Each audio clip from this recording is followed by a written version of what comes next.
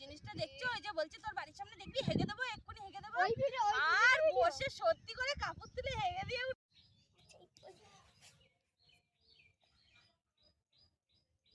এটা ফুলের নাম কি মা? এই ফুলের হ্যালো বন্ধুরা, welcome back to my new blog. আশা করছি তোমরা সকলে বেশ ভালো আছো, আমিও কিন্তু খুব ভালো আছি।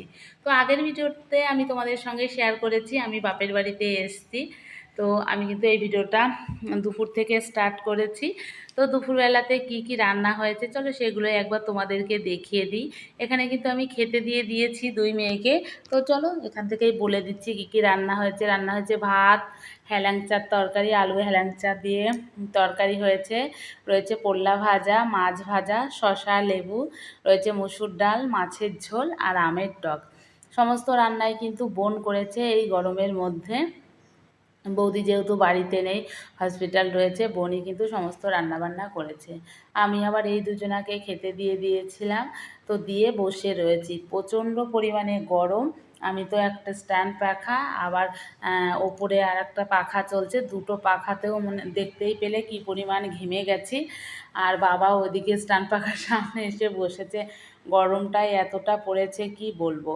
আর এই দুটোকে হেলাংচা দিয়ে খেতে দিয়েছি। বোনের মেয়ে তো প্রথমে খাবে না খাবে না করছিল, আমি বললাম খেতে হবে, আর খেয়ে বলতে হবে কেমন হয়েছে। তো আমার মেয়ের রিয়াকশানটা দেখতেই পেলে। তো এখানে আমরা সবাই খাওয়া দাওয়া সেরে নিয়েছিলাম। তো এখন বেজে গেছে ওই 5টা 10-15 মতো। এই যে আমার ভাইপো চলে এসেছে বাড়িতে, এসে এই যে বসে রয়েছে। এত চঞ্চল মানুষটাকে যদি এইভাবে শান্ত হয়ে বসে থাকতে হয় কি আর করা। তবুও রয়েছে বসে। বসে কি আর থাকতে চায় বলো, ব্যথার জন্যই বসে রয়েছে। আর আজকের আবহাওয়াটা দেখো, দুপুরে তো ভালোই গরম পড়েছিল, বৃষ্টি হলে একটু ঠান্ডা, বৃষ্টি না হলে তো গরম। তো এখন আমরা যাব হচ্ছে আমার কাকার বাড়িতে, রেডি হয়ে গেছি সবাই মিলে, যাব একটু কাকার বাড়িতে। রেডি মানে এই তো সবাই মিলে বলছি চল একটু যাব পাশেই কাকার বাড়িতে, নাইটি পরেই চলে যাব। আর এই যে এখানে হচ্ছে এর মধ্যেই চলে এসেছে এই যে রাম ভক্ত হনুমান, অনেকগুলোই এসেছে, এসেই কিন্তু শুরু করে দিয়েছে। আর এই দেখো বাচ্চাটাকে কিভাবে রেখেছে আমাদের পেঁপে গাছটা খাওয়া। আমি তো বৌদিকে ডাকছি, বৌদি আমি দুজনে মিলে তাড়াচ্ছি, যাচ্ছে না, বাবা নেই বাড়িতে। আর সামনেই তো এই যে কলা গাছে কলা ঝুলছে, ওটা দেখলেই তো একেবারে পুরো শেষ করে দেবে। বৌদি আবার বলছে হনুমানে কলা খাবে না। আমি বলছি হনুমান কলা খায় না, কে বললো? হনুমান আরও বেশিই কলা খায়। তো যাই হোক, আমরা দুজন অনেক দূর থেকে তাড়ানোর চেষ্টা করছি। এই যে হনুমান তো আর যাচ্ছে না, এরই মধ্যে আরও কিন্তু সঙ্গবাঙ্গ চলে এসেছে অনেকগুলোই। এই একটাকেই তাড়াতে পারছিলাম না, এর মধ্যে কিন্তু আরও অনেক চলে এসেছে, ওই যে দেখতেই পেলে।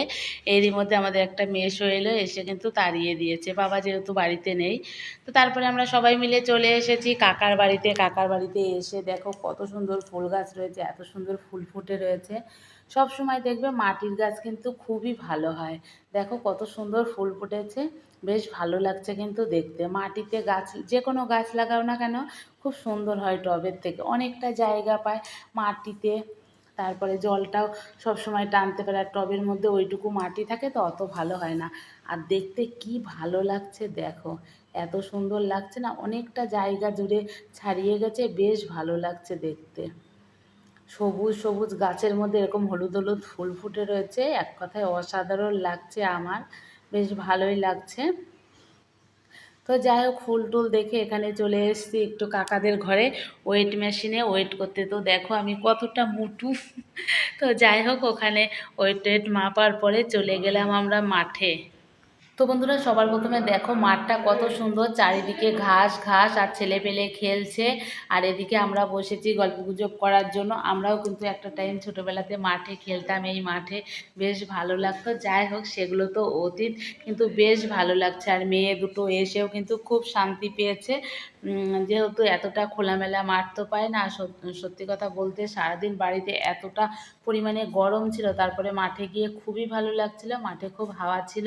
আর ওইদিকে দেখো আমরা চারজনা মিলে হাত পা ছড়িয়ে বসে গল্পগুজব করছি ওইদিকে, আর মেয়েরা হচ্ছে ওদের মতো ভিডিও বানিয়ে যাচ্ছে, ওরাও বেশ শান্তি পাচ্ছে, যেহেতু এত সুন্দর খোলামেলা তো দেখতে পায় না, মামাবাড়ি এলে এরকম একটা পরিবেশ দেখতে পায়, বেশ ভালোই বাসে। আমার মেয়ে তো খুবই ভালোবাসে, বোনের মেয়েও ভালোবাসে, কিন্তু আমার মেয়ে সবসময় ঘরের মধ্যে আটকা থাকে, ওই জন্য ওর একটু বেশি কষ্ট হয়। মামাবাড়ি এলে অনেকেই আছে, ও বেশ মজাতেই ওর দিনগুলো কাটে।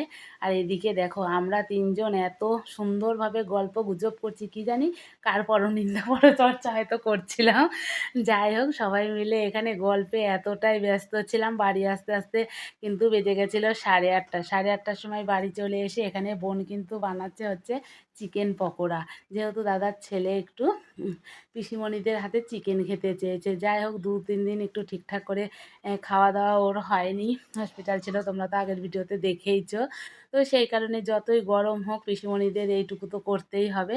তো বোন এখানে চিকেন পকোড়া বানিয়েছিল, সেটা খেতে খেতে আমি কিন্তু চিকেনটাও বসিয়ে দিয়েছি, যেহেতু ও মেনলি বড় পিসিমণির হাতেরই চিকেন খাবে।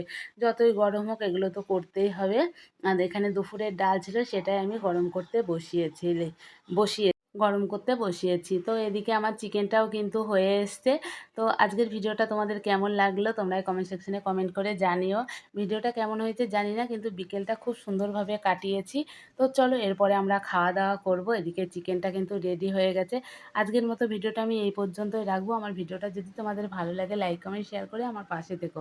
আর তোমরা যারা নতুন বন্ধুরা আছো তারা প্লিজ আমার চ্যানেলটিকে সাবস্ক্রাইব করে আমার পাশে থেকো। চলো আজকের মতো tata, bye bye, good night.